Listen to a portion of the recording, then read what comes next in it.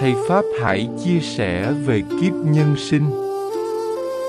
Trong Pháp hội Di Đà, 7 ngày. Tại chùa Phật Quang, Gạch Gốc.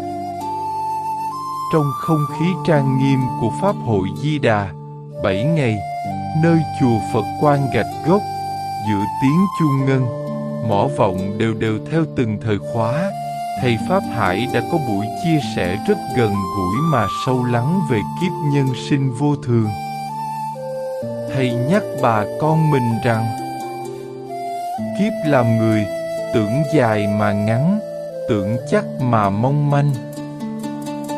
Mới đó còn cười nói, lo toan, vậy mà quay qua quay lại, tóc đã bạc, lưng đã còng, người thân lần lượt rời xa. Không ai nắm giữ được mạng sống, cũng không ai mang theo được tài sản, danh lợi hay hơn thua ở đời này. Thầy nói, đời người giống như hơi thở ra vô. Thở ra mà không hít vô được nữa là đã sang một kiếp khác. Bởi vậy, còn thở là còn duyên tu, còn cơ hội quay về nương tựa Tam Bảo, niệm một câu A-di-đà Phật để gieo hạt giống giải thoát cho hiện tại và mai sau. Trong Pháp hội, thầy khuyên đại chúng đừng chờ tới lúc bệnh hoạn, già yếu hay cận tử mới lo tu. Tu là tu ngay trong lúc còn khỏe, còn minh mẫn, còn biết thương người, biết sám hối lỗi lầm. Tu là buông bớt tham sân si, sống hiền lành, biết nhường nhịn, biết giúp đỡ nhau trong khả năng của mình. Thầy cũng nhấn mạnh ý nghĩa của Pháp hội Di Đà 7 ngày.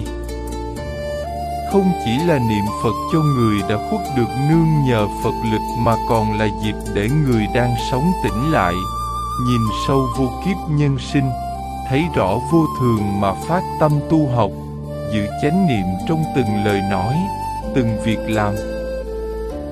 Giữa đạo tràng thanh tịnh, câu Phật hiệu vang lên đều đặn, lời thầy Pháp Hải như gió mát thổi vô lòng người, nhắc cho mỗi chúng con nhớ rằng, đời là tạm, đạo mới là lâu dài. Người thân không giữ được, chỉ có công đức là theo mình.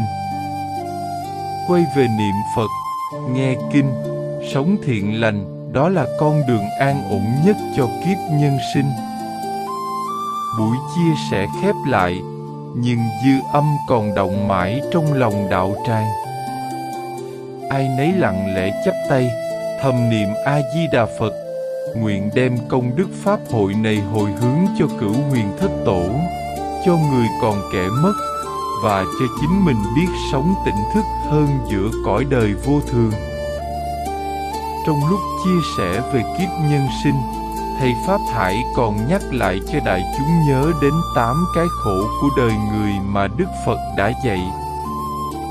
Thầy nói, hễ mang thân con người là khó tránh khỏi khổ đau. Sanh khổ, sanh ra đã khóc, thân thể yếu ớt, nương nhờ cha mẹ, lớn lên trong bao vất vả.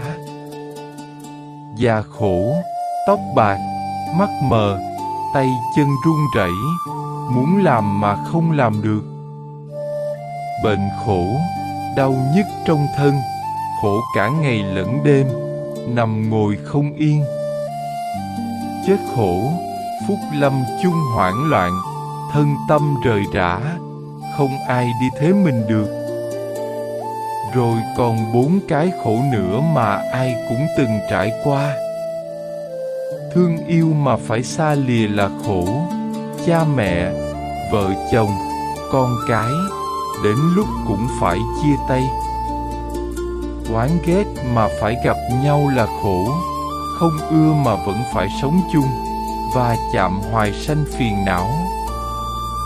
Cầu muốn mà không được là khổ, mong danh, mong lợi, mong bình an mà nhiều khi không toại nguyện.